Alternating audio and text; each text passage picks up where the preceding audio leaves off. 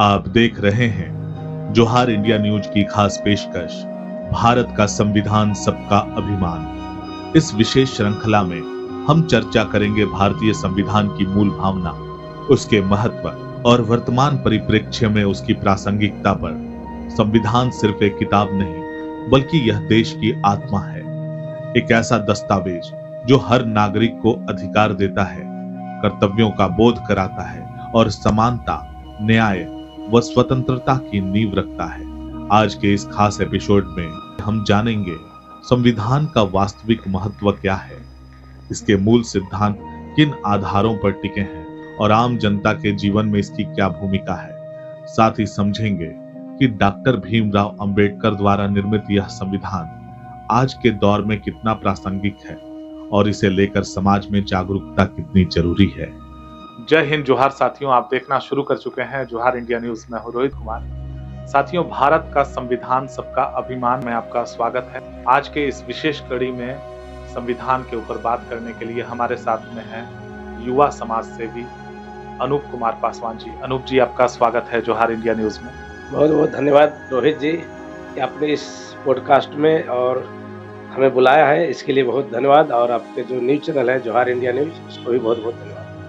अनूप जी, जैसा कि हम लोग भारत का संविधान सबका अभिमान की जब हम लोग बात कर रहे होते हैं तो बात निकल करके आती है कि संविधान सबके लिए है और संविधान का किस तरह से हम लोग उपयोग कर सकते हैं। क्योंकि मैं देख पा रहा हूं कि राजनीतिक पार्टियों की जब रैलियां निकलती हैं, हमारे जो राजनेता हैं वो अपने सफल नेतृत्व को लेकर के संविधान के बारे में बात करते हैं। वहीं कभी कभार देखा जाता है कि कुछ लोग संविधान को लेकर के उलाहना भी देते हैं। तो क्या कुछ ऐसा है जो संविधान से सबको जोड़ करके रख सकता है?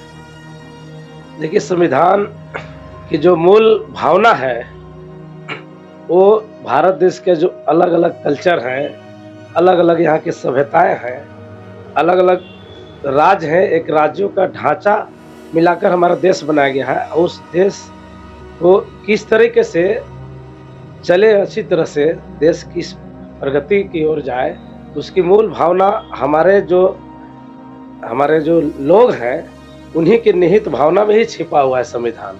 संविधान ऐसा नहीं है कि विशेष वर्ग के लिए अच्छा है और कुछ वर्ग के लिए गलत है, ऐसा नहीं है। कुछ लोग हैं जिन्हें ये भ्रांति फैला हुआ है कि हमारे फेवर में ये संविधान नहीं है, कुछ वर्ग के फेवर में है। तो इसका ये मतलब है कि उन्होंने संविधान को अच्छी तरह से पढ़ाई नहीं किया है, क्योंकि संविधान जो बनाया गया है वो भारत के एक एक नागरिक के हित के लिए बनाया गया है, न कि कुछ नागरिकों के लिए। तो ऐसी अगर भावना किसी में पैदा हो रही है तो उन्हें सबसे ज़्यादा संविधान को पढ़ने की आवश्यकता है। लगातार सोशल मीडिया में देखा जा रहा है कि कुछ तथाकथित लोगों के द्वारा जो है सोशल मीडिया पर संविधान को लेकर के कुछ ऐसी भ्रांतियां निकाली जा रही हैं कि संविधान उन्हें वो अधिकार नहीं दे रहा है जो उनके मौलिक अधिकारों में आता है। और इस गलतफहमी को लेकर के वो लोग तरह तरह की सोशल मीडिया पर बातें करते हैं। संविधान को किसी एक विशेष वर्ग और किसी एक विशेष जाति के नेतृत्व से जोड़ करके देखा जाता है। तो इस पर आप क्या कहना चाहेंगे? देखिए, संविधान ऐसा नहीं है कि एक विशेष वर्ग के हित के लिए बनाया गया है और कुछ वर्गों के खिलाफ बनाया गया है, ऐसा तो है ही नहीं। क्योंकि संविधान में वो देश को सर्वोपरि रखते हुए संविधान को बनाया गया है, न कि विशेष वर्ग को सर्वोपरि रखा गया है। तो अगर कुछ लोगों को लगता है कि हमारे खिलाफ है और कुछ वर्ग के हित में है, तो ये गलतफहमी है। गलतफहमी के अलावा कुछ नहीं है। उन लोगों के, खासकर वैसे वर्ग के जो सोच के लोग हैं, उनको मैं ये बोलना चाहता हूँ कि पहले आप संविधान को पढ़िए, क्योंकि संविधान जब तक आप पढ़िएगा नहीं विस्तृत रूप से, आपकी जो भ्रांतियाँ मन में पली हुई है, जो आप पूर्वाग्रह से ग्रसित हैं, तो आखिर आपकी पूर्वाग्रह दूर होगी कैसे? किसी चीज़ को आप जानते हैं नहीं और उसके बारे में आप मेंटेलिटी रखते हैं, तो उसका निराकरण यही होगा कि आप उसको पढ़ना होगा। यदि आप संविधान को विस्तृत रूप से नहीं पढ़ते हैं, आपका जो मन में भ्रम फैला हुआ है वो भ्रम दूर नहीं हो सकता है। तो वैसे वर्ग से खासकर मैं विनती करता हूँ कि आप संविधान का विरोध न करके उसको गहन स्टडी कीजिए, तब जाके आपकी भ्रांतियाँ दूर हो सकती हैं। जी बिल्कुल, संविधान को पढ़ना होगा और उसमें जो निहित जो है अधिकारों की बात की गई है, उसको उपयोग में लाना होगा।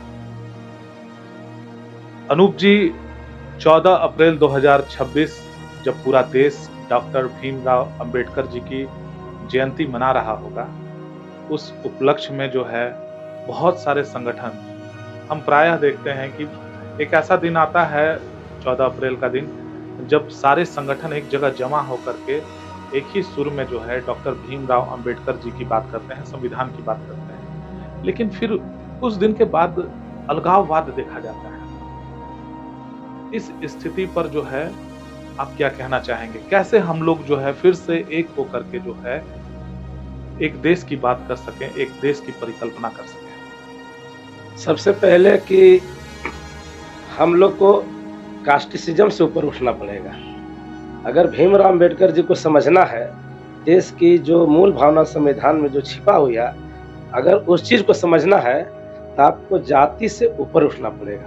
पहला कारण है, अगर आप जाति से ऊपर उठकर भीमराव अंबेडकर जी को नहीं देखते हैं, इस संविधान का जो पुस्तक है, अगर उसे आप जनहित में, अपने हित में अगर आप नहीं समझते हैं, तो आप एक दिन तो जयंती ज़रूर मना लेंगे भीमराव अंबेडकर जी का, लेकिन वो जयंती वो एक दिखलावा हो गया। एक्चुअली में कब उनके प्रति हम लोग का समर्पण या भावना सही होगा, जब हमको आत्मसात कर लेंगे भीमराव अंबेडकर जी के जो संविधान बनाया गया है, और उसमें एक-एक व्यक्तियों के लिए संविधान बनाया गया है। ऐसा नहीं कि विशेष वर्ग के लिए बनाया गया हो और कुछ वर्ग के लिए खिलाफ बनाया गया, ऐसा नहीं है।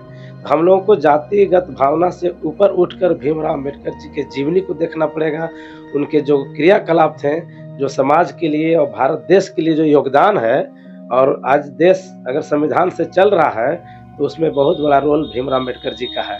ऐसा नहीं है कि सिर्फ भीमराव अंबेडकर जी ही संविधान लिखे हैं, बहुत सारे हमारे देश के महान विभूतियाँ लोग थी इस प्रारूप समिति में, जिनका अध्यक्ष थे। संविधान का जो प्रारूप समिति का अध्यक्ष, इनको जरूर बनाया गया था, क्योंकि समिति में बहुत सारे मेंबर भी थे, तो सबका योगदान है। ऐसा नहीं है कि सिर्फ भीमराव अंबेडकर जी का योगदान है। तो कुछ लोग हैं ऐसे, अभी भी हैं, जो इनको सिर्फ जाति का नेता मानते हैं और अपने खिलाफ संविधान को मानते हैं, जबकि ऐसा नहीं है। हर देश का एक अपना कॉन्स्टिट्यूशन होता है। हम लोग हिंदी में जानते हैं संविधान, हो सकता है ईरान में उसके कुछ और वर्ड होंगे, इंग्लिश में हम लोग कॉन्स्टिट्यूशन बोलते हैं। तो अलग अलग कंट्री का अलग अलग एक पुस्तक है, कानून का पुस्तक है, जिस कानून के तहत उस देश को चलाया जाता है सुचारू रूप से। तो ऐसा नहीं है कि ये संविधान जो है वो कुछ वर्ग के लिए लिखा गया है या बनाया गया है, ऐसा नहीं है। पिछली कड़ी में साथियों हम लोगों ने बात किया था कि अंबेडकर साहब की उस बात को याद कीजिए, जब उन्होंने कहा था कि शिक्षा वह शेरनी का दूध है, जो पिएगा वह दहाड़ेगा। तो ये बात क्या एक विशेष जाति के लिए की गई थी क्या? नहीं, शिक्षा का मतलब होता है नॉलेज। अब भीमराव अंबेडकर जी को बोला जाता है the knowledge of symbol, symbol of knowledge हमारे भीमराव अंबेडकर जी को बोला जाता है। अभी आप देखते होंगे कि पूरा दुनिया में सबसे ज़्यादा स्टेचू अगर किसी का है, कोई ऐसा महान विभूति का, तो बी आर अम्बेडकर जी का है। और ये दुर्भाग्य की बात है कि सबसे ज़्यादा अगर डिस्ट्रॉय किसी के स्टेचू को किया गया है, तो बी आर अम्बेडकर जी को। तो कुछ वर्ग और कुछ लोग ऐसे हैं जो उनके स्टेचू से नफरत करते हैं, लेकिन वो ये नहीं जानते हैं कि स्टेचू तो एक सिंबल है, लेकिन जो आइडियोलॉजी है आप उसको कैसे डिस्ट्रॉय कर सकते हैं। तो आप इस आइडियोलॉजी को डिस्ट्रॉय हर हाल में नहीं कर सकते हैं। तो आपको कम से कम उनके आइडियोलॉजी को समझिए, आप अपना माइंड सेट को चेंज कीजिए। यह देश 2026 देखिए आ गया, 21वीं सदी में हम लोग चल रहे हैं। अब अगर आप 15वीं 14वीं शताब्दी का सोच रखते हैं, तो हमारे देश के लिए दुर्भाग्य है, क्योंकि दुनिया में अभी देख रहे हैं सैटेलाइट अंतरिक्ष में चला गया, मार्स पे जा रहा है, मून पे जा रहा है। तो हम लोग बहुत आगे जा रहे हैं, पूरा दुनिया आगे जा रही है और भारत देश भी आगे जा रहा है, लेकिन उस गति से नहीं जा रहा है जिस गति से बाकी अदर कंट्री जा रहा है। उसके लिए सबसे बड़ा जिम्मेवारी हमारा समाज है। और समाज में जो जाति का जो इतना वर्चस्व है, अभी भी जातिवाद हमारे देश में इतना है, कहीं ना कहीं हमको लगता है कि जातिवाद होने के कारण से हमारे जो बहुत सारे ऐसे टैलेंटेड लोग हैं, जिनको मौका आगे बढ़ने में, देश हित में काम करने में मौका नहीं मिल पा रहा, क्योंकि उसका कास्ट उनके सामने आ जाता है। तो हमको इस चीज़ से ऊपर उठना पड़ेगा।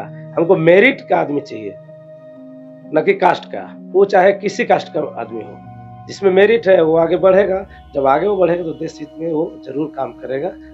मेरा सवाल लेकिन ये था कि ये जो बातें कही गई हैं, जो उदाहरण अंबेडकर साहब ने जो दिया कि शिक्षा वह शेरनी का दूध है, जो पिएगा वह दहाड़ेगा, ये क्या एक विशेष जाति के लिए कहा गया था या सभी के लिए था कि कोई भी व्यक्ति हो, किसी भी जाति से हो, किसी भी वर्ग से आता हो, वो यदि शिक्षा ग्रहण करेगा तो वो आगे बढ़ेगा? ये किसी एक विशेष जाति के लिए है या फिर ये सभी के लिए है?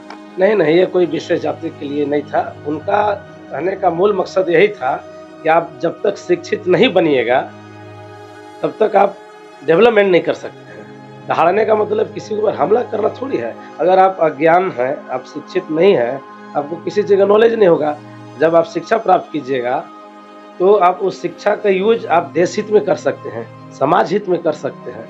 तो इसीलिए उन्होंने बोला था कि शिक्षा एक ऐसा शेरनी का दूध है कि जो जितना ज़्यादा पिएगा उतना ज़्यादा दहाड़ेगा।